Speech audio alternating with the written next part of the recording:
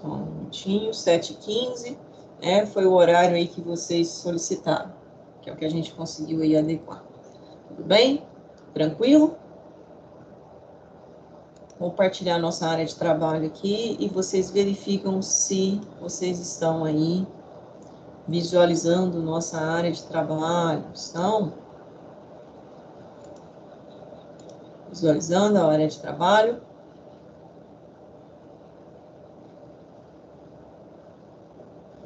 Sim. Sim? Ok, obrigada. Tranquilo. Tranquilo. Então, vamos lá. Deixa eu verificar aqui, parece que tem alguém aqui. Deixa eu ver se está solicitando. Não, é só...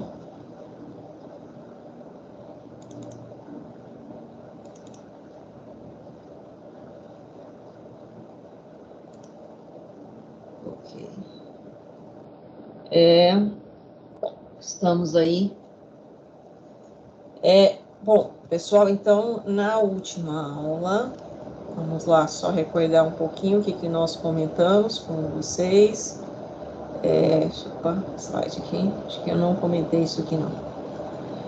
Nós falamos com relação à questão do MOL, do número de Avogadro, foi isso? Confere? Sim, né? Aí chegamos, então, nessa questão aqui, que essa conversão, né, de a unidade de massa atômica em gramas, que é nada mais que a relação entre, né, esse número de Avogadro para chegar na questão da massa, ou seja, é quando eu pego algo, né, a unidade de massa atômica, cada uma corresponde a um 12avos do carbono 12, isso aí é uma padronização, e aí quando eu tenho ali, né, a quantidade delas para que tenha massa de igual a 1 grama, né, foi 602 sextilhões de átomos.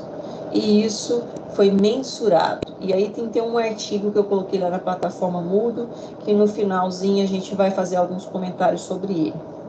Que eu pedi para vocês, eu não sei se eu pedi para vocês fazerem a leitura, pedi? Sim ou não?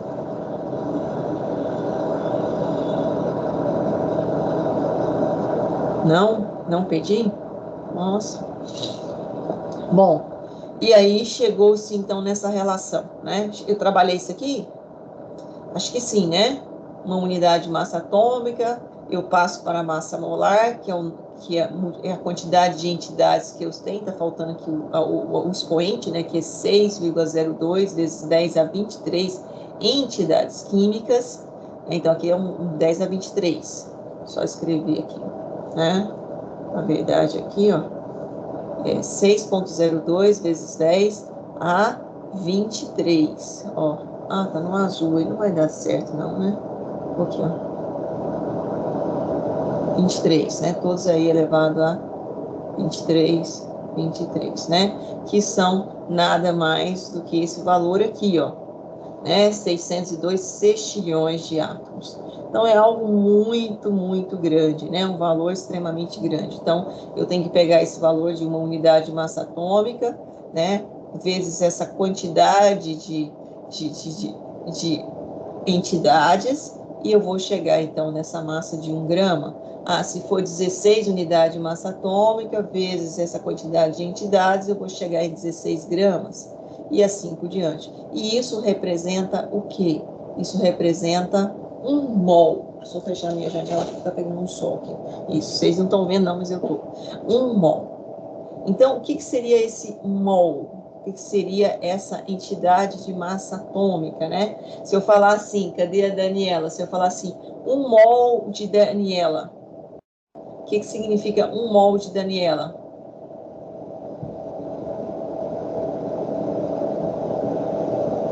Hein, pessoal?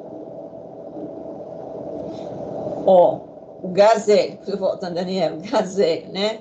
São 4 unidades de massa atômica. Então, 1 mol do gás hélio representa quantas gramas? 4 gramas. O cálcio, 40 unidades de massa atômica. 1 mol do cálcio representa quantas gramas? 40 gramas em massa, né? 200 unidades de massa atômica. 1 mol, né, de 200 unidades de massa atômica do mercúrio são 200 gramas, né? Então, se eu perguntasse, né, 1 mol de Daniela seria o quê? 602 vezes 6,02 vezes 10 a 23, o quê?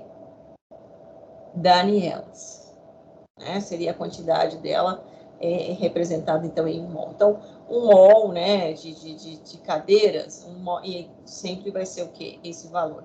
É um padrão, mas isso foi calculado. Acho que eu cheguei a explicar isso aqui para vocês também, não expliquei? Eu esqueci de olhar lá, mas acho que sim. Sim ou não? Eu acho que não. Não? Não estou lembrado. Não? Então vamos lá, né? Se eu não expliquei, vamos explicar.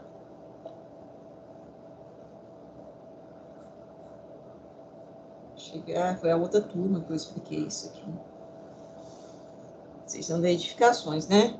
Estou errada nisso. Obrigada, meu colega. Então, oxigênio. Átomo do elemento químico oxigênio. Sozinho, né? Sem ligação. Qual seria a unidade de massa atômica do oxigênio? A gente coloca, inclusive, né? Se a gente olhar lá na tabela, a gente pega lá oxigênio, né? Número 8 e 16. Vocês sabem dizer o que significa esse 8? O que significa esse 16? Deixa eu apagar aqui, porque senão fica ruim, né? Tabela suja. Isso. O que significa esse 8, pessoal?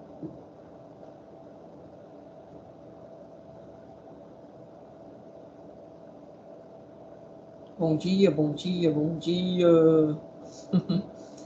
Esse 8 é o quê? É o seu número atômico, né? Que você estudará no primeiro ano, que é igual ao número de prótons, que é igual ao número de elétrons, né? Conforme o quê? Modelos atômicos, não é assim? Então, significa que eu tenho o quê? 8 prótons.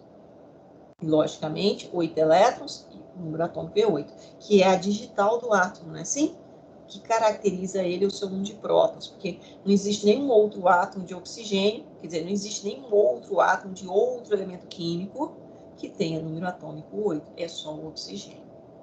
Mas e a massa? O que é esse 16 aqui? Esse 16 são 16 o quê? Unidades de massa atômica. É isso aqui, ó. 16U. Olha, professor, e como é que você chegou em 16 gramas? O valor das 16 unidades de massa atômica passou para a massa molar, 16 gramas. Como você fez isso, professor?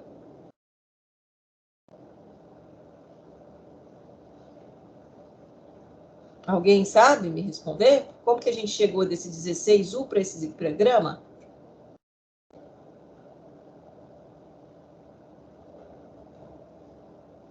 Hein, pessoal?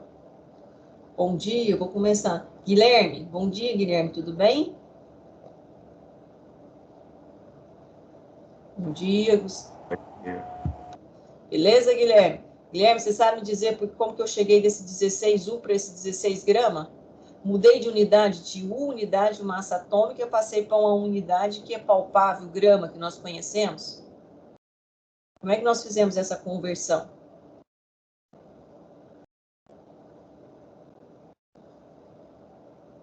Hein, Guilherme? Consegue me dizer? Não? Alguém pode ajudar o Guilherme aí? Joaquim, Caleb. Caleb, você já foi meu aluno. De onde? Você foi daqui dessa turma mesmo? Elis, Daniele. Tudo bem, Daniele? Daniele, você que é representante da turma?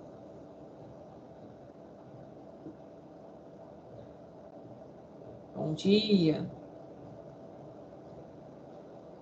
Amanda, tudo bem, Amanda? Tudo. Se você que é representante da turma, Amanda? Oi? Você que é a representante da turma? Não, é a Elis. Cadê a Elis? Elis, tudo bem, Elis? professora. Elis, tudo bem?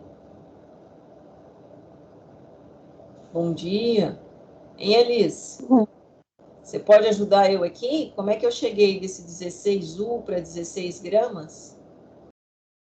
Eu também não sei. Não? Ninguém entendeu isso aqui, então?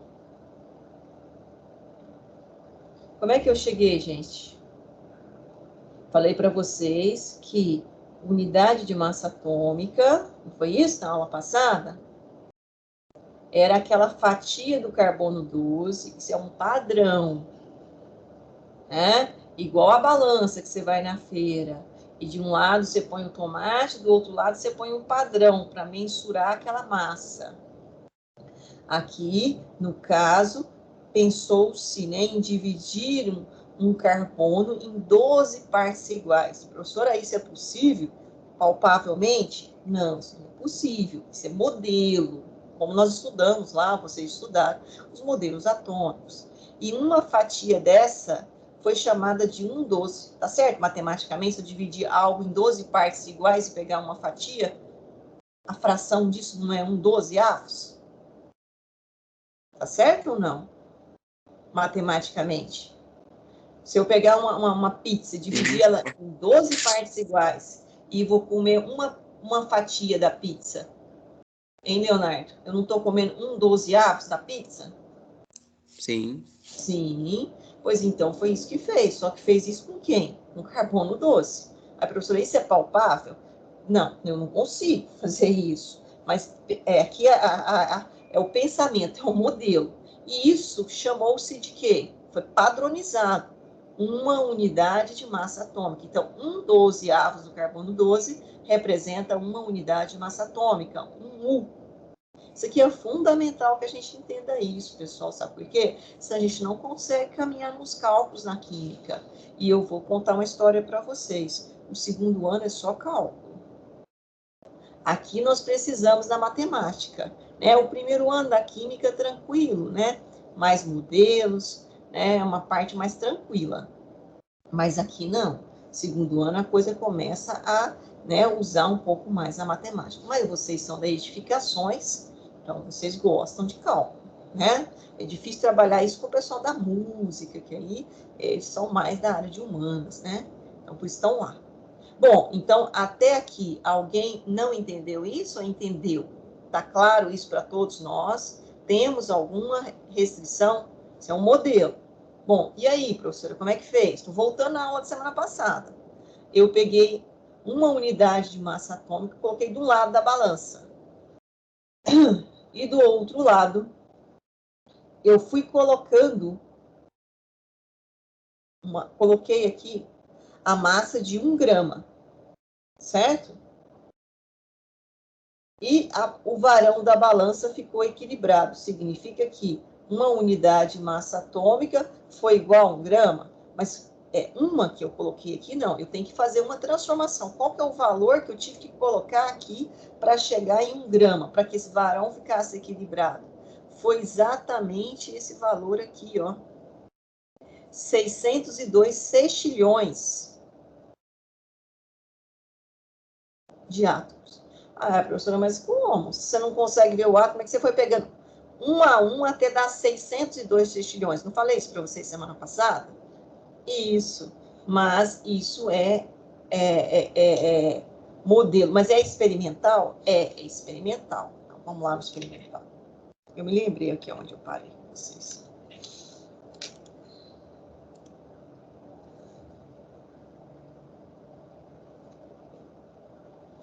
É o experimental, só um minutinho aqui que eu estou pegando o material aqui, que eu já vou trazer ele aqui.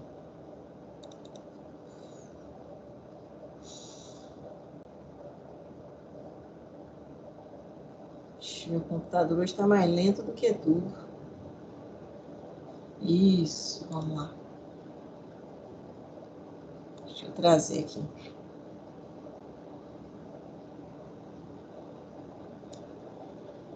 Esse experimento está lá na plataforma Moodle. Vocês viram, colegas?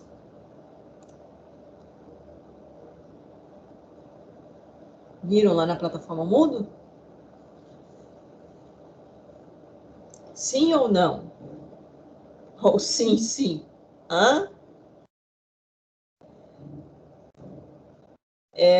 Elis, constante de Avogadro.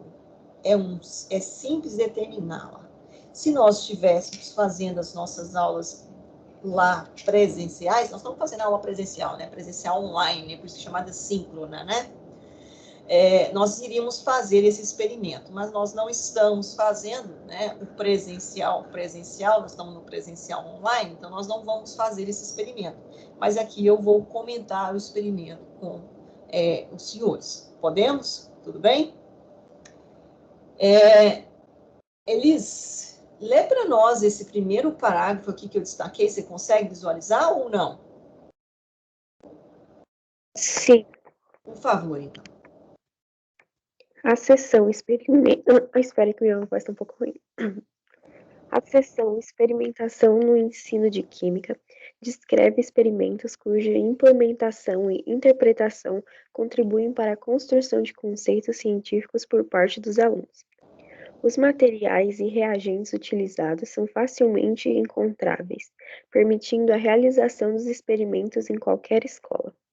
Este artigo descreve um experimento simples para a determinação da constante de Avogadro em sala de aula. Tá, então, ó, nós vamos tentar entender, né, como é que chegou naquele valor lá, 602 sextilhões, colocando átomo, quer dizer, uma unidade de massa atômica até dar a massa de 1 grama, no caso do hidrogênio, né? E aí diz que aquele valor de quantidade de átomos foi de 602 sextilhões, professora, mas isso na prática, isso não é possível fazer. Não é possível fazer. Então, como é que chegou nisso?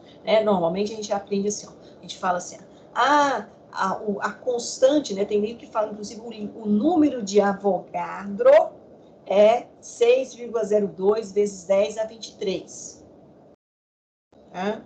Mais precisamente, é esse número aqui, ó. Eu estou destacando ele, né? 6,02214 vezes 10 a 23 mols a menos 1. Nossa, professora, quantas casas pós a vírgula? 1, 2, 3, 4, 5 casas pós a vírgula. Esse número ele foi determinado, acho que até 9 casas pós a vírgula, tá? Bom, ele é experimental, gente. É possível determinar esse valor. Então, ele não caiu do céu, não. Não foi assim, opa, né? A gente tem caminhos para determinar isso. E no caso, este experimento, a gente determina por eletrólise, tá? Mas é um dos mecanismos para chegar nesse valor, eletrólise. Alguém sabe dizer o que é eletrólise? Vocês que a seção das identificações. Mas o que seria eletrólise? Eletrólise, pessoal, pelo nome. Deixa eu pegar minha borrachinha aqui, maior. É a minha caneta. Vamos lá. Oxigênio feio, hein? Alguém conhece isso aqui que eu estou fazendo? O que é isso aqui, pessoal?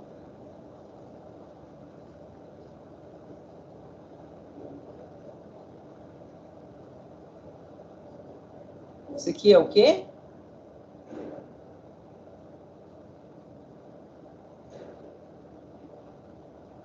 Um átomo de oxigênio e 2 hidrogênio. Constituiu o quê? Uma molécula.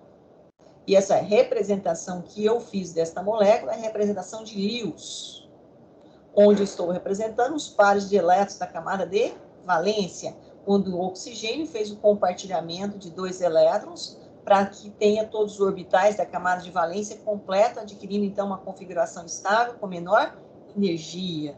Confere? Então, essa é a molécula da água, H2O. Hidrogênio ligado ao oxigênio, uma ligação química, compartilhamento de par de elétrons. Como é que chama essa ligação que eu tenho compartilhamento de par de elétrons? Como é que chama ela? Anne, como é que chama essa ligação de compartilhamento de par de elétrons?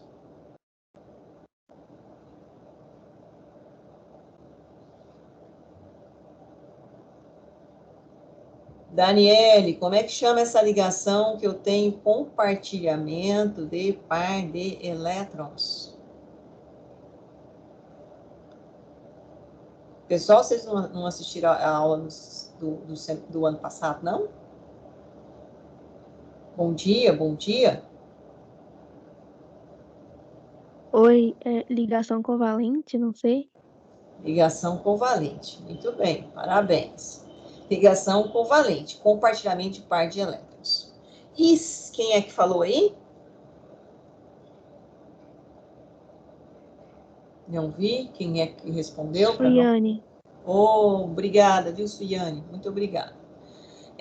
Suiane, me ajuda aqui, então. E aí, talvez os colegas se animam. Entre hidrogênio e oxigênio, lembrando lá da química 1, quem é mais eletronegativo, o oxigênio ou o hidrogênio? Aquela propriedade periódica de puxar o par de elétrons, que está relacionada com o raio atômico, com a carga nuclear. Quem é mais eletronegativo, é o hidrogênio ou o oxigênio?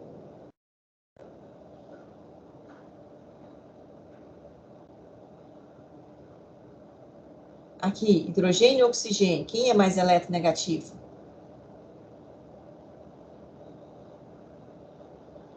Hein, pessoal? Quem é mais forte com relação à tendência em ter os elétrons com ele?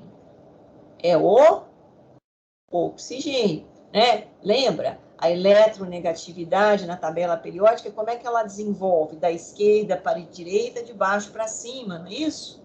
Está relacionada com a carga nuclear e quantidade de camadas. Importantíssimas propriedades periódicas. Então, ó, esse par de elétrons ele está mais próximo de quem? Do oxigênio. Ah, professora, mas ele faz parte do hidrogênio e oxigênio? Sim, ele está estabilizando, né, o orbital tanto do hidrogênio quanto do oxigênio, mas ele está mais próximo do átomo de oxigênio. É possível romper essa ligação aqui? É possível, tanto é que acontece, né? Como é que acontece? Eu vou até fazer um negócio aqui, ó. Diminuir isso aqui um pouquinho. Fazer um negócio aqui que eu acho que vocês devem ter estudado. Esqueceram, que é importante, né? Então, ó, tem uma molécula de água. Vou fazer um negocinho aqui com vocês. Confere? Igual a outra lá que nós fizemos. Porque senão a gente não vai entender o experimento de Avogadro, né? Mais uma outra molécula de água, né? Você tem um copo lá com milhões de água. Milhões de moléculas de água em um copo, em um recipiente, não é isso? Aí, professor, o que acontece? Água com água. Ué, acontece que, né, eu tenho pares de elétrons livres, não tem? Como é que chama esses pares de elétrons livres? A gente fala não ligantes. Porque isso que a água tem a angulação aqui, né, angular, não é isso? E não linear, que faz com que par de elétron com par de elétron eu tenha atração ou repulsão? Repulsão, né? Par de elétron com par de elétron tem repulsão. Por isso que a molécula de água fecha. Senão ela seria assim, ó. Se não tivesse repulsão, a molécula de água seria assim, ó. Não é isso? Vocês viram lá em geometria das moléculas? Não seria assim? O ângulo seria quanto? 180 graus. Mas não é, né? Por volta de 104 graus e 5 minutos, algo assim, nessa aproximação. Ele fecha mais. Por quê, professora? Porque eu tenho par de elétrons e par de elétrons, a distância entre eles tem que ser maior possível, né? E aqui, ó, essa distância, ela permanece toda, né, de 104,5. Isso aqui se eu colocar no eixo 3D, né? E aqui seria de 180. Então, e aqui, né, entre esse e esse seria de quanto? 90. 90 é menor que 104,5. Então, a repulsão aqui é maior. Então, a molécula de água dessa forma não existe, ela existe dessa forma. E se ela existe desta forma, essa é uma característica da água. Qual é a característica da água, pessoal? Solvente universal. Por que a água é solvente universal? Porque aqui eu tenho uma polarização, carga, hidrogênio e oxigênio. O oxigênio é mais eletronegativo. O oxigênio é mais eletronegativo e o vetor resultante, matéria do primeiro ano, hein? O vetor resultante aqui é o quê? Diferente de zero. Então, se o Mi é diferente de zero, essa molécula é o polar. Se ela é uma molécula polar, a água é uma substância polar. E se a água é uma substância polar, ela dissolve, né? A maioria das substâncias, o quê? Polares, por isso que a água é considerada um solvente universal. Se ela fosse assim, ó, linear, eu teria o quê? Um vetor resultante entre oxigênio e hidrogênio. Para cá, um para cá, deixa eu pegar aqui a retinha, né? E um para cá. Como é que é a soma de vetores quando eu tenho, ó, um indo para a direita e um indo para a esquerda, na mesma intensidade lá na física? Isso aqui cancela com isso. Então, o Mi, opa, aqui, né? O Mi resultante, a soma de vetores, seria igual a zero. Se é igual a zero, a molécula de água seria o quê? Apolar. E isso não acontece, acontece isto. Por isso que a molécula de água é o quê? Considerado um solvente universal. Matéria de primeiro ano, geometria, ligações. Bom, e aí voltando aqui, né? O que acontece com uma molécula de água com uma outra molécula de água? Eu posso ter a autoionização, onde esse par de elétrons, então, fica mais próximo de quem? Do oxigênio. E nesse momento, esse par de elétrons pega quem? O hidrogênio. E aí, o que eu tenho, professor? Eu tenho isso aqui, esse composto formado, ó. Qual é? Vamos pôr uma setinha aqui para facilitar. Tenho esse composto aqui, ó. Vamos pegar um vermelhinho para ficar mais fácil. Então, o hidrogênio saiu? Saiu. Simultaneamente saiu ligando com quem? Com esse par de elétrons. Quando ele saiu com carga o quê? Se eu estou perdendo elétrons, eu adquiro carga positiva ou negativa? Perdendo elétrons, estou perdendo carga negativa. Elétrons não são negativos? Então, eu estou adquirindo carga positiva. Aonde, professor? Como? Olha, ele não está ligando com essa molécula de água? Então, ó, oxigênio. Ainda continuo com um par de elétrons aqui livre. Aqui eu tenho um par de elétrons. Eu estou só explicando isso para falar de eletrólitos. Parece que vocês não estão lembrados. Aqui, que eu tenho certeza que o professor Elias explicou isso. Né? Saiu o hidrogênio. Esse hidrogênio com esse par de elétrons formou-se uma ligação química. Também o quê? Covalente. Mas essa ligação química é um pouquinho diferente dessa outra, né? Essa aqui era um elétron do hidrogênio, aqui um elétron do oxigênio. Já esta ligação aqui, que eu fiz em branquinho, ela é o quê? Os dois elétrons de quem? Do átomo de oxigênio. Mas é uma ligação covalente. Antigamente, se você pegar um livro antigo, né?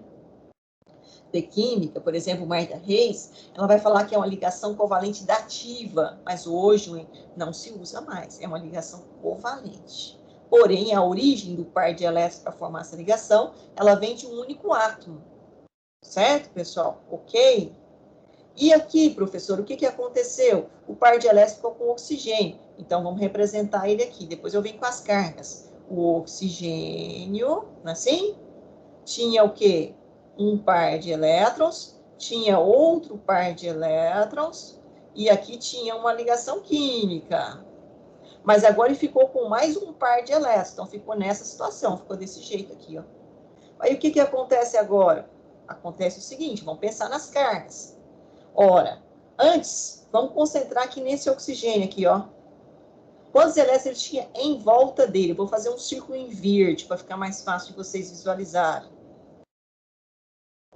Quantos elétrons ele tinha em volta dele? 1, 2, 3, 4, 5, 6. Quantos elétrons o oxigênio tem na camada de valência quando eu faço a distribuição eletrônica? 6. Depois vocês conferem. Se eu fizer aqui um círculo verde aqui, ó. 1, 2, 3, 4, 5, 6. Quantos elétrons o oxigênio tem na camada de valência? Quem não lembra, é só fazer isto. Quem não lembra, é só fazer isto. Um S, 2 S, 2P.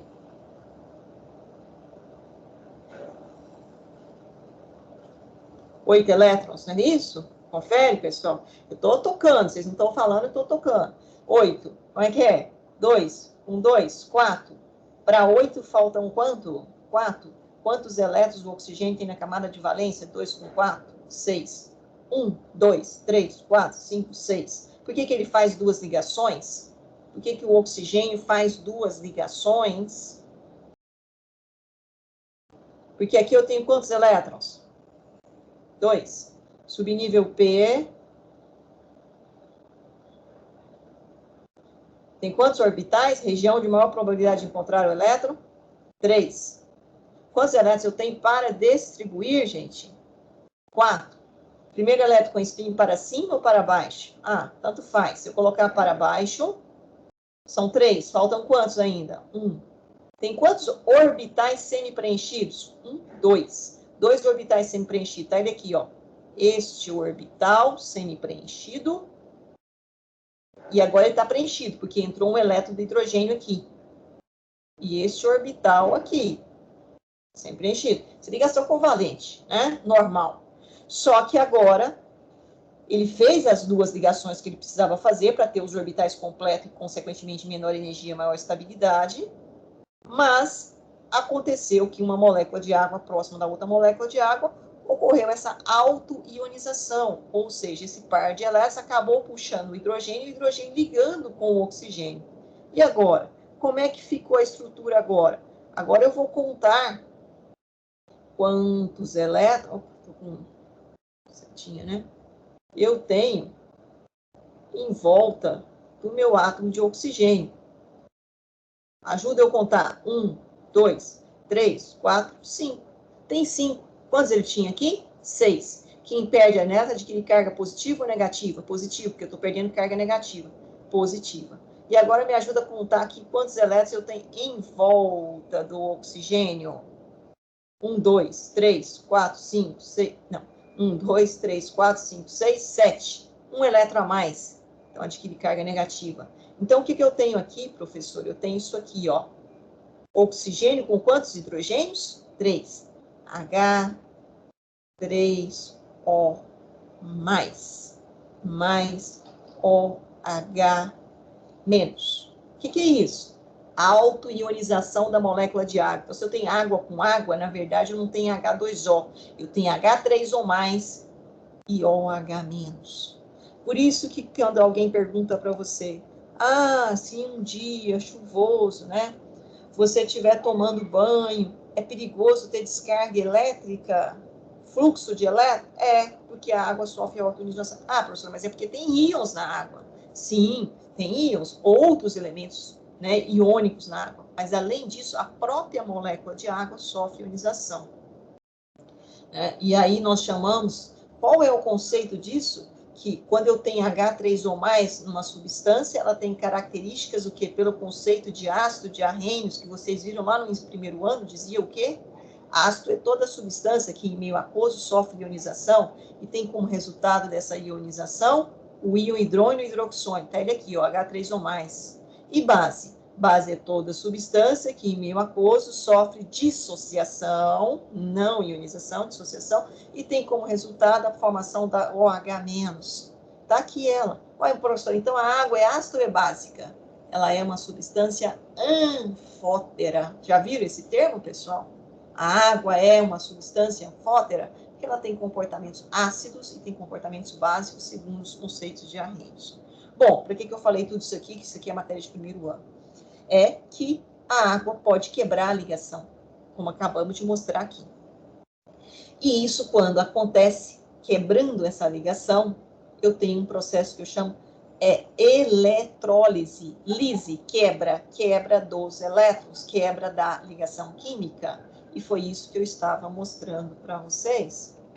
Voltando aqui no nosso texto. Eletrólise.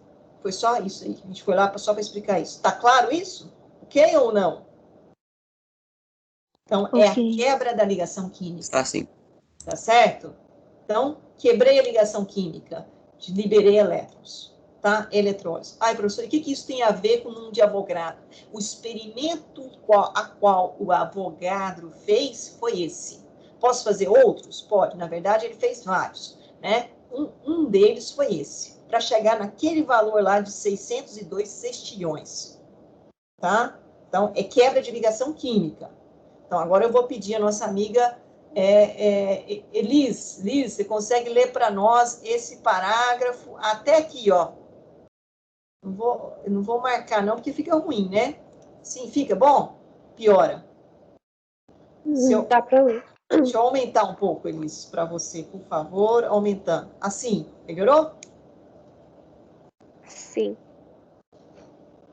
A constante de Avogadro, e não o número de Avogadro, é uma das mais importantes constantes físico-químicas, fundamental para o entendimento de vários conceitos químicos. No entanto, alguns livros didáticos de química do ensino médio a apresentam quando trabalham o conceito de mol, como sendo simplesmente um número determinado experimentalmente a partir de um padrão adotado. Outros tratam-na erroneamente como sendo o número de átomos contidos em um átomo gama, Isso, ou em um átomo grama, um isso. número determinado direta de átomos presentes em 12 gramas de carbono, que funciona como uma dúzia. Acho que seu microfone falhou. Que funciona como uma dúzia do químico. Mais ou menos isso, né? Então, ó, parece, né, que aqui, ó, eu vou pensar, né, que é contido em um átomo grama, um mol de átomos de qualquer elemento, ou um número determinado por contagem direta de átomos presente em 12 gramas do carbono, que funciona como uma dúzia do químico, tá ok? Bom, opa, professor, então o que é isso? Eu não estou entendendo. Esse cara aqui, né, Lourenço, né, Amedeo Avogadro, né, nome complicado de falar, ele chegou, né, nesse valor que eu acabei de, né, que nós vamos entender o processo em si, nós vamos fazer o cálculo, nós vamos entender o caminho qual ele chegou, experimental, então é um número experimental. E qual foi, né, a técnica que ele utilizou para essa determinação experimental desse número? Foi a eletrólise. Eu acabei de mostrar para vocês o que é uma eletrólise. Mas eu posso também fazer por emissões radioativas, é uma outra forma de determinar esse número, ou ainda posso fazer pela técnica de raio-x, certo? Mas se a gente estivesse lá na aula presencial, nós iríamos fazer por essa aqui, que é a mais simples, que inclusive o artigo traz, né? Mas vamos ler aqui mais algumas observações que são interessantes. Então, vou destacar aqui, até aqui. Deixa eu ver se eu consigo mudar a tinta da caneta. Não, não consigo, só o verde. Assim, ficou melhor ou pior, hein? Quem estava lendo é Elise. Elise, seu microfone deu problema aí? Não, tá Não. ok. Tá ok. Você consegue ler assim? Ficou ruim? Sim, ficou. Então, esse parágrafo aí para nós, na verdade, esse é um parágrafo, mas não é um parágrafo, né? Enfim, dá uma coluninha aí. Por favor. A maioria dos livros falham em fornecer aos alunos uma ideia real de como é feita tal determinação, ficando muitas vezes a ideia de que é um número mágico que surge não se sabe de onde. Uma exceção é o livro Unidades Moleculares de Química, que apresenta em descrição rápida uma forma de calcular a constante de Avogadro, determinando-se a carga que passa por um circuito em que é depositada certa quantidade de sódio metálico num dos elétrodos. Entretanto, por exigir um tratamento técnico cuidadoso, tal experimento não é de fácil realização para uma turma de ensino médio. Tá. Então, assim, ó, a gente aqui vai trabalhar com alguns conceitos que vocês estão ainda no segundo ano, né, início do segundo ano, ainda não viram. Que, por exemplo, né, ele fala de eletrodos. Eletrodos é um termo utilizado, né, dentro da química, da eletroquímica. Então, o próprio nome está dizendo, ó, eletroquímica. É a química que trabalha com a parte o quê? Elétrica, o fluxo de elétrons, né, através de uma reação química, esse fluxo de elétrons. E nós temos, então, isso será trabalhado com vocês no segundo ano. É uma parte da química que eu trabalho com muito detalhe, sabe por quê? Vocês são do curso de edificações. confere, qual que são as aulas técnicas que vocês têm? Qual que é o curso de vocês? Quando vocês se formam em edificações, técnica em edificações, o que vocês fazem profissionalmente? Qual que é a atuação de vocês no mercado de trabalho? Alguém sabe me dizer?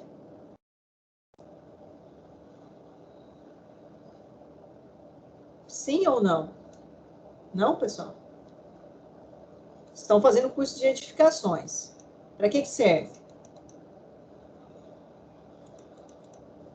Hein, Elis? Vocês, inclusive, optaram, né, por esse curso técnico. Por quê? O que ele vai fazer lá no mercado de trabalho?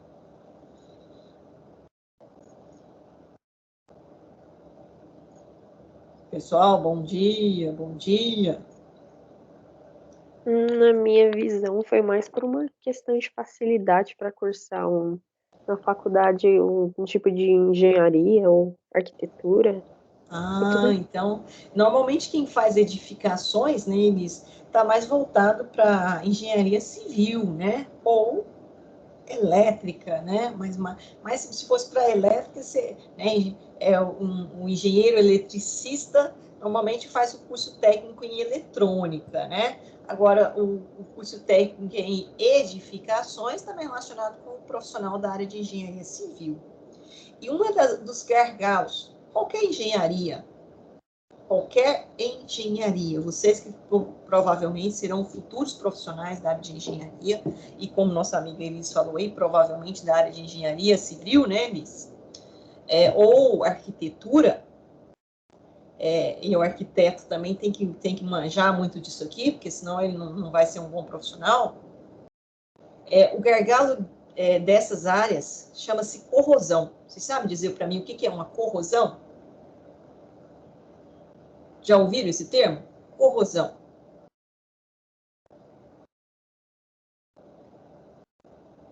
Nunca ouviram corrosão? É um termo utilizado, né, quando você tem degradação de uma matéria, né? Na parte, né, que a gente conhece mais, no senso comum, disse corrosão, o pessoal está relacionado à ferrugem, né? Você tem um material metálico com composição do ferro e que ele sofre o processo de oxidação-redução. O que seria esse processo de oxidação-redução, professor? É quando ele perde elétrons e alguém ganha elétrons, né? E isso gera um fluxo de elétrons. E se isso gera um fluxo de elétrons, quando eu tenho fluxo de elétrons, eu tenho uma corrente, né? E a proposta aqui é exatamente essa, né? A proposta, o objetivo desse texto é relatar um experimento simples de eletrólise, então, que eu tenha quebra de uma ligação química, e com essa quebra de ligação química, eu tenho o quê? Um fluxo de elétrons, que pode ser realizado com um material de fácil obtenção, né? E aí foi calculado, então, essa constante, né, desse cara que ele calculou experimentalmente, o Avogadro, né? E o valor recomendado é esse aqui, ó, 6,0221410 a 23 mols a menos 1. Ele utilizou coisas simples, 2 eletrodos. Então, são 2 polos. Pilha, conhecem pilha, pessoal? Lá você tem um polo positivo, você tem um polo o quê? Negativo. Então, é o mesmo princípio, né? Então, 2 eletrodos de fio de cobre, de 2,5 milímetros de diâmetro, descascados. Professora, por que descascado? Porque eu preciso da superfície de contato, onde eu tenho o quê? Transferência de elétrons. 2 seringas de injeção, todo mundo conhece seringa de injeção, aqui está o volume dela. Um pedaço de isopor para servir de suporte, uma solução de hidróxido de sódio, 10 gramas por litro. Opa. Hidróxido de sódio. O que é hidróxido de sódio? Alguém sabe dizer o que é hidróxido de sódio?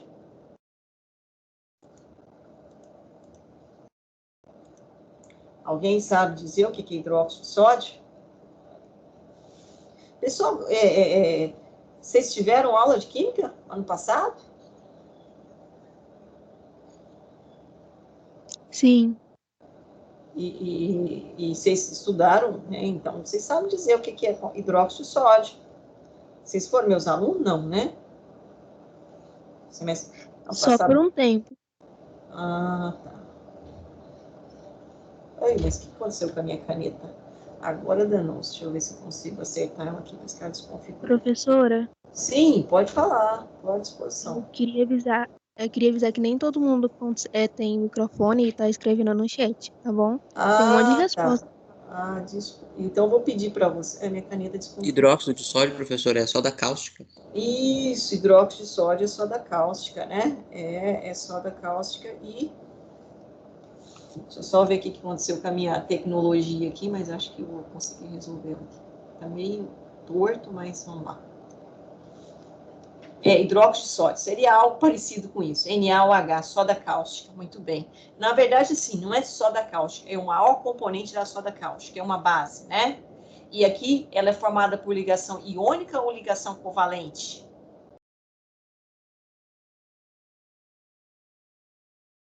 Na mais, OH menos, não é isso? Ligação iônica entre íons. Bom, então, se eu tenho, né, carga localizada positiva e negativa, eu tenho aqui um excelente condutor de corrente elétrica, que eu tenho condições de ter fluxo de elétrons. E é isso que aconteceu, né? Aqui nós temos o texto aqui, né? Não é um livro, não, aqui.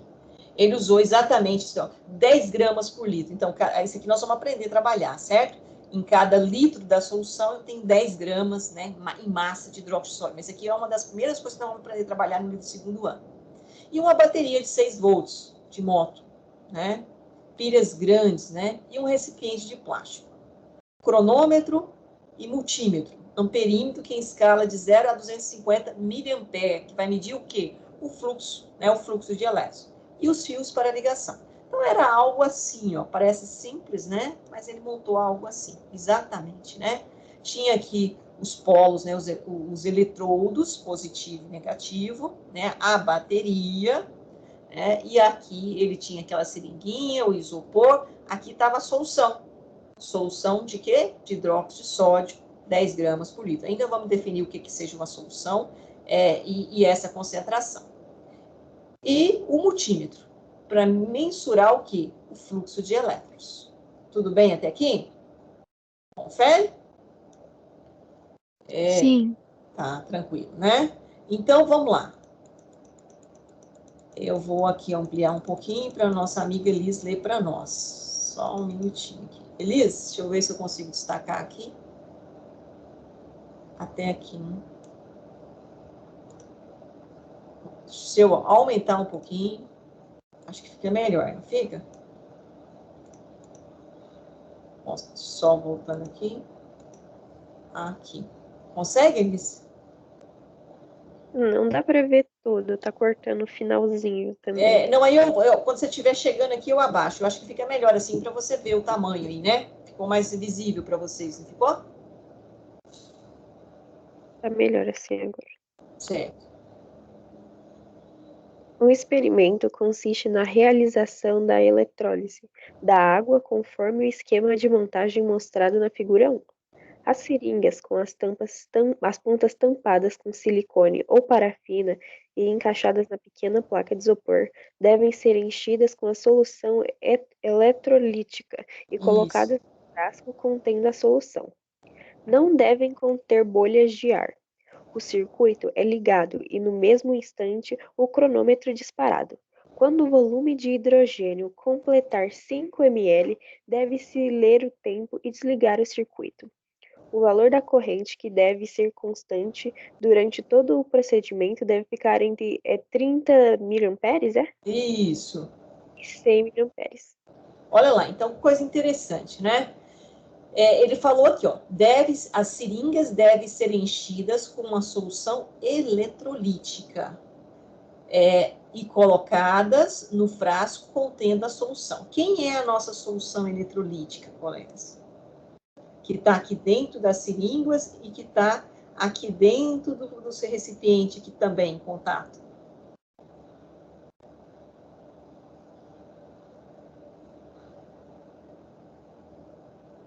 Quem é a nossa solução eletrolítica? Eu acabei de falar para vocês. Hidróxido de sódio, vocês responderam aí no chat, é uma base, né, o maior componente da soda cáustica. E ele tem uma forma formada através de uma ligação iônica, íons. Se eu tenho íons, eu tenho um fluxo de elétron, eu tenho uma solução eletrolítica. Porque eu tenho o quê? Elétrons, fluxo de elétrons. Então, o que é solução eletrolítica, professor? É uma solução que tenha condições de ter fluxo de elétrons, certo? E aí, o que ele fez? Ele fechou esse circuito, né? Polo positivo, polo negativo, né? E marcou aqui, né? Quando o volume de hidrogênio completar 5 ml, né? Que eu estava mensurando lá, o volume de hidrogênio formado. Por que hidrogênio, professor? Da onde você tirou esse hidrogênio? Quando eu quebrei a ligação entre molécula de água, eu tenho, né, quebra da água, eu libero o hidrogênio. Hidrogênio liga com hidrogênio e forma o quê? Gás hidrogênio. Isso aqui, ó. Deixa eu só voltar aqui um pouquinho. Não sei se a minha caneta vai escrever, porque parece que ela deu um probleminha aqui de desconfiguração, mas vamos tentar aqui. Configurar ela de novo.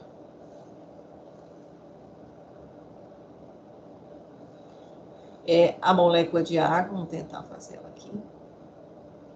É aquilo que eu fiz para vocês anteriormente.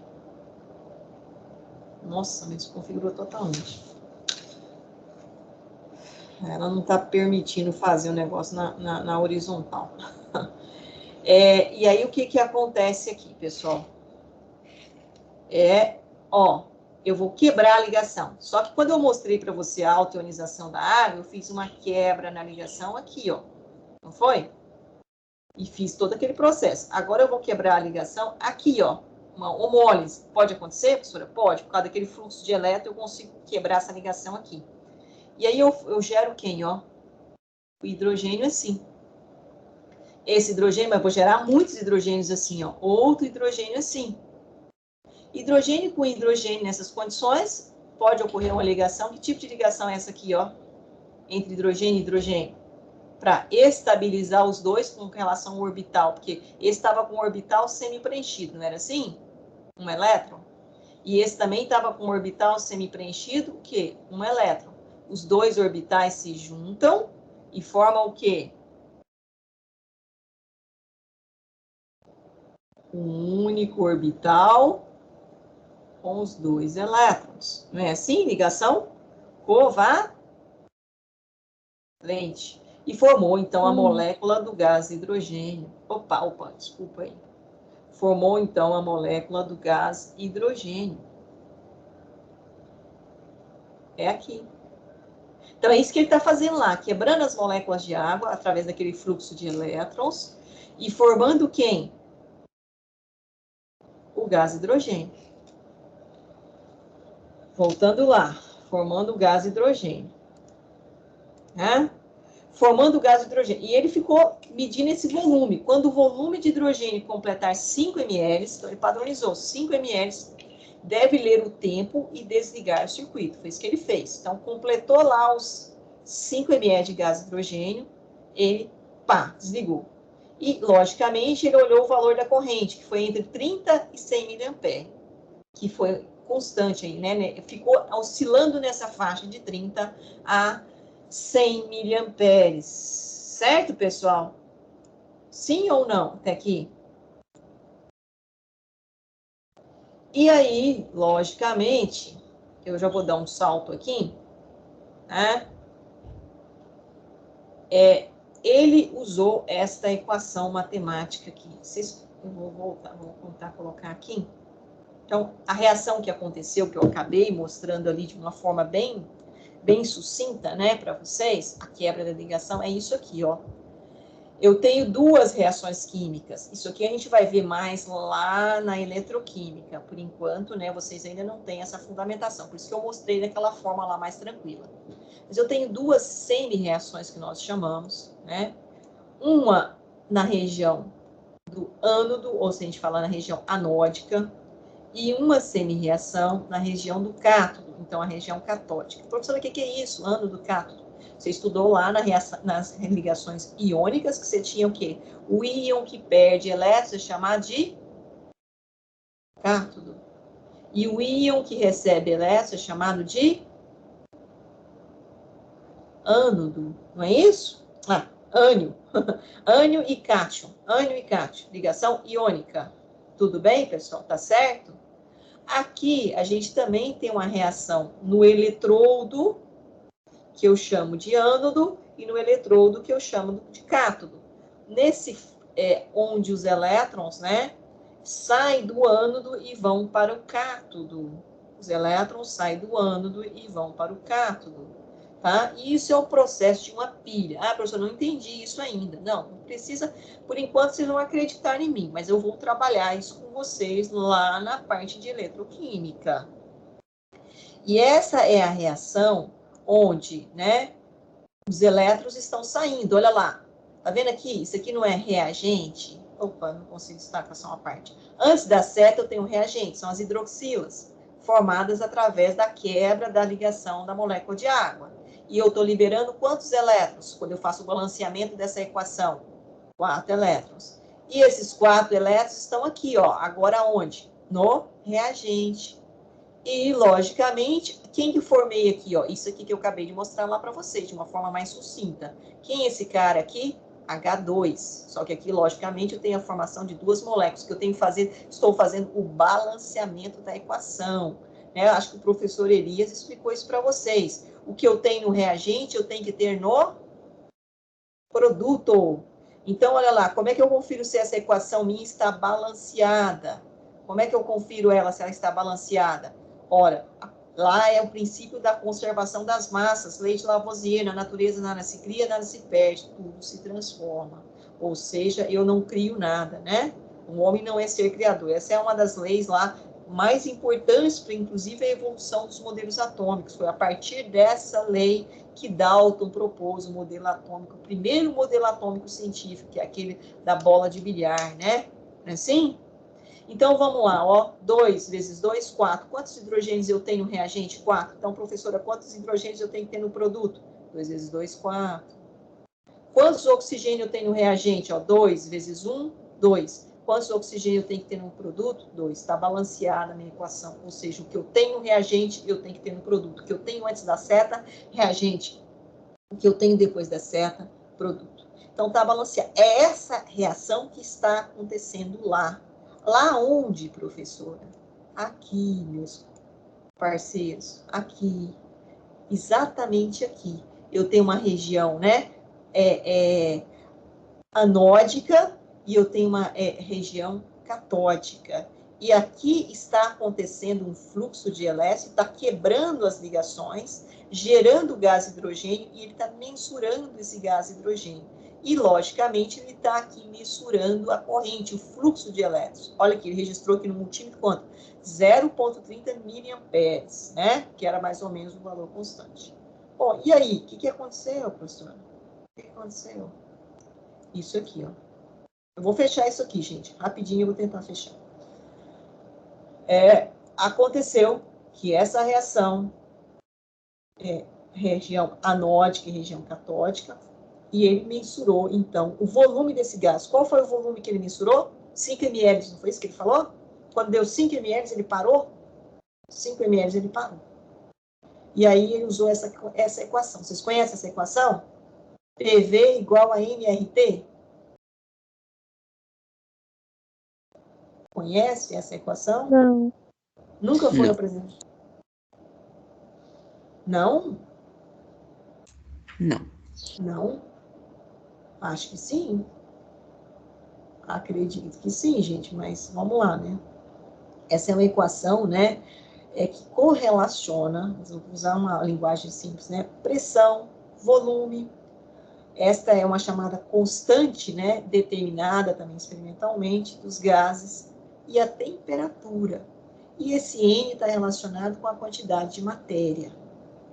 Então, é uma correlação, é uma equação matemática que correlaciona parâmetros dos gases, né, com relação à pressão, volume, e aí, logicamente, para eu ter essa igualdade, eu tenho que ter uma constante, que é determinada experimentalmente, e temperatura, quantidade de matéria. Resumindo, é isso.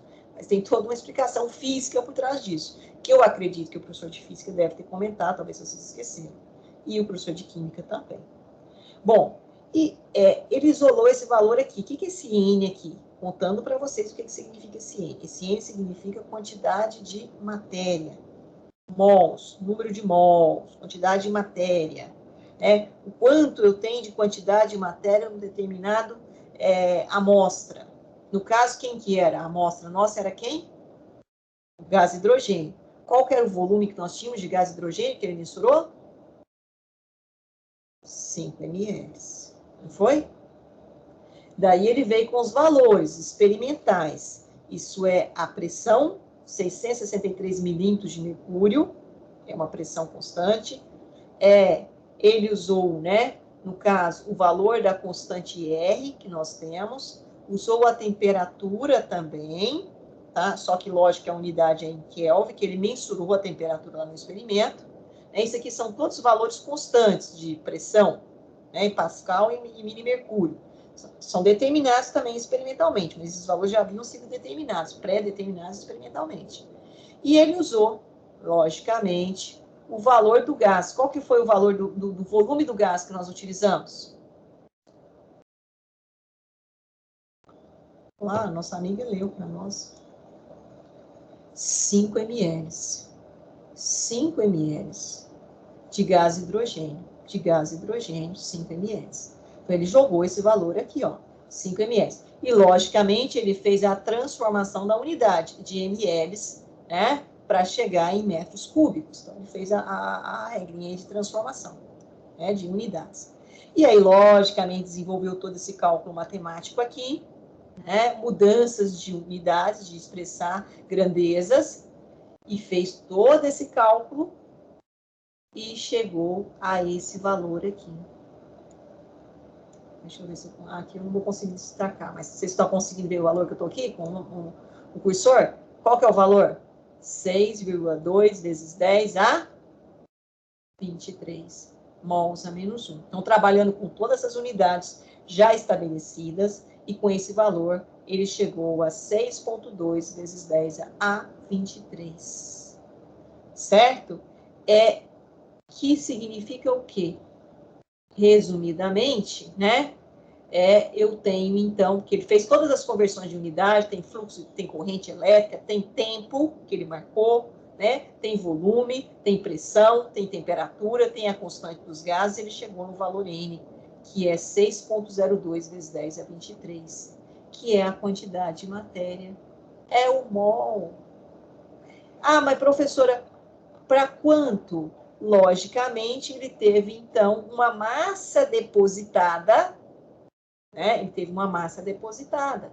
E aí, fazendo essas conversões, eu chego nesse valor da constante. Moral da história, aquele 6,2 vezes 10, 602 sextilhões, é esse valor aqui, ó, 6,2 vezes 10 é 23. Logicamente que aqui está com as aproximações, Esse número, olha aqui, os experimentos que os alunos fizeram. Teve grupo que chegou a 6,6, Teve grupo que chegou a 5,9. Mas é lógico que eu tenho uma oscilação aí, desses valores. Mas conclusão da história, olha lá, o valor que os alunos chegou. O volume de 5 ml do gás hidrogênio, olha os tempos, teve a oscilação de tempo. Quando ele registrou o tempo de 5 ml na seringa, o tempo gás foi 501 segundos. Esse já foi 731, esse foi 625. Teve uma variação no tempo, teve uma variação na corrente, e o número de Avogadro, que é a quantidade de matéria, mol, foi de 6,2 até 7,2. Já tem uma oscilação aqui, mas a potência é sempre a mesma. Qual que é? 10 a 23, 10 a 23, 10 a 23, 10 a 23, 10 a 23. E aí está, então, exatamente aquilo que nós precisamos entender. Deixa eu minimizar aqui, voltar nosso... Já vou diminuir aqui, porque vocês não estão... É esse valor que faz-se a conversão, ou seja, 16 unidades de massa atômica, pelo número de Avogadro, que é 6,2 vezes 10 a 23, você chega nesse valor de 16 gramas. Uma unidade de massa atômica, se você mensurar o número de Avogadro, por isso aqui você chega em 1 grama e assim por diante. Então, é o fator de conversão entre unidade de massa atômica e gramas. e ele é determinado experimentalmente. Tá? Nós temos, então, como determinar isso, professora? É simples, né? Vamos lá, vamos utilizar aqui, que a minha caneta não está muito legal. Hidrogênio, 1 unidade de massa atômica. Enxofre, 32 unidades de massa atômica. Oxigênio, 16 unidades de massa atômica. Se eu chegasse aqui e falasse para você aqui, ó, essa molécula, vocês conhecem essa molécula, não conhece, pessoal? H2SO4. Que molécula é essa?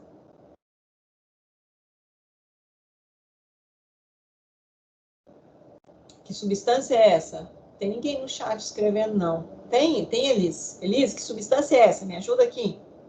H2SO4.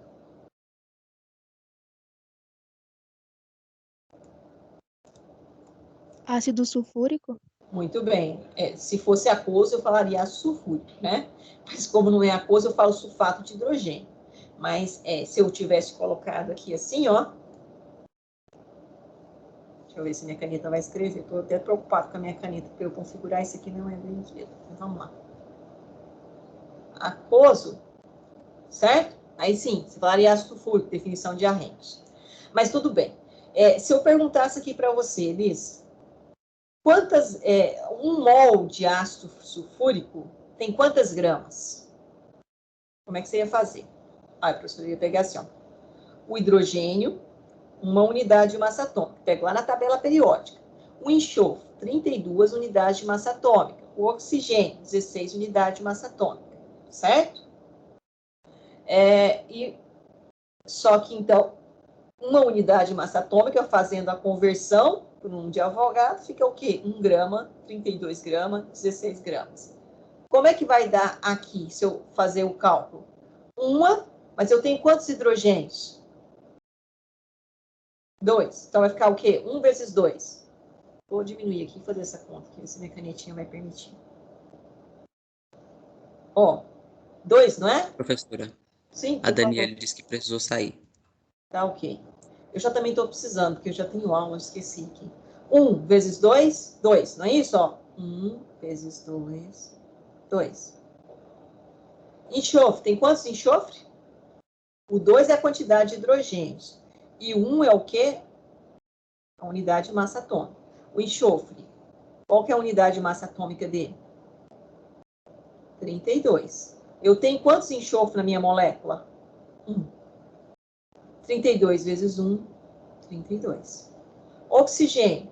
Eu tenho, a unidade de massa atômica do oxigênio é quanto, pessoal? 16. Eu tenho quantos oxigênio na minha molécula? 4. Então, vou lá, ó. A unidade é 16. 16 vezes 4, dá quanto? 16 vezes 4? Quanto dá, pessoal, 16 vezes 4? Ajuda a professora. Pode falar. Daniel. 64 no chat. Quanto? Os meninos falaram 64 no chat. Muito bem. Obrigada, viu? Bom, então, bom. E aí, agora, professor, o que é que eu faço? Eu somo. Somo o quê? Logicamente, esse 2 tem que estar aqui, né, gente? 2 com 2, 4, com 4, 8. Tá certo? 6 com 3, 9. 98. 98 o quê, professora? 98 gramas. Isso, como eu estou transformando em gramas, né? Isso representa o quê? Se eu chegasse para você e falasse assim, ó, 1 mol do H2SO4 tem quantas gramas? 98 gramas. Professor, então se você chegasse aqui e falasse para mim assim, ó, que eu fiz até aqui, né? Vou fazer de novo, ó. 1 mol de H2O tem quantas gramas? Quantas gramas tem 1 mol de H2O? Já tem os valores aqui do hidrogênio e do oxigênio. Fala para mim, quantas gramas tem 1 mol de H2O?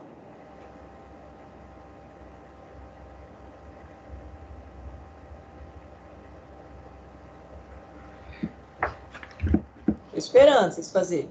1 mol de H2O tem quantas gramas, colegas?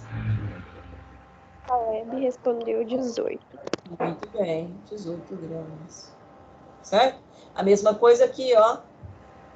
Né? Carbono, monóxido de carbono, gás, aquele gás que causa asfixia, não é isso? O gás poluente aí. Se eu perguntasse, 1 mol do monóxido de carbono tem quantas gramas? Como é que você ia fazer? Carbono é 12, unidade de massa atômica, oxigênio 16, somando 12 com 16 dá 28. 1 mol de monóxido de carbono tem o quê? 28 gramas. E assim por diante. Certo? Então, é exatamente isso aí, né? A quantidade de unidade de massa atômica transformada em gramas está relacionado com a constante de Avogadro, que foi determinada experimentalmente pela eletrólise da água, usando a equação das constantes, né, que a gente fala por você, nunca rastejei tanto, que é pressão, volume, número de mols, constante dos gases e temperatura, né, dos gases perfeitos, onde eu determinei, então, a quantidade de matéria que foi depositada num volume de 5 ml do gás hidrogênio produzido pela eletrólise da molécula de água. Ok, pessoal? Esse valor é experimental. Na próxima aula, eu tinha pensado aqui, né, mas a gente não começou, mas já pedindo para vocês já darem uma adiantada, a gente começa no capítulo 1 do livro do 2º ano. É esse livro aqui, ó, que está disponível para vocês. Então, eu já vou pedir para vocês. Esse livro. Conhecem ele? Ciscato 2. Ah, professor, não recebi esse livro ainda, mas esse livro está disponível lá na plataforma Moodle, no nosso curso, e eu vou pedir a vocês que leiam esse capítulo 1 para a próxima aula, que eu vou simplesmente chegar aqui e fazer alguns comentários, certo? E aí vamos lá fazer um exercício ou 2 e já partir para o próximo tópico, tá ok? Então, eu gostaria que vocês fizessem a leitura e tentassem resolver as questões relativas ao tema de abertura de 1 ao 5, e reflita sobre os tópicos abordados, fazer uma reflexão sobre os tópicos, está na página 15. E parar aí, que aí a gente vai começar no tema 1, como obter água potável a partir da água doce. Pessoal, se não há dúvidas, nós vamos parar por aqui. Baixando a lista de presença. Há alguma dúvida, algum questionamento? E aqui parando a nossa gravação.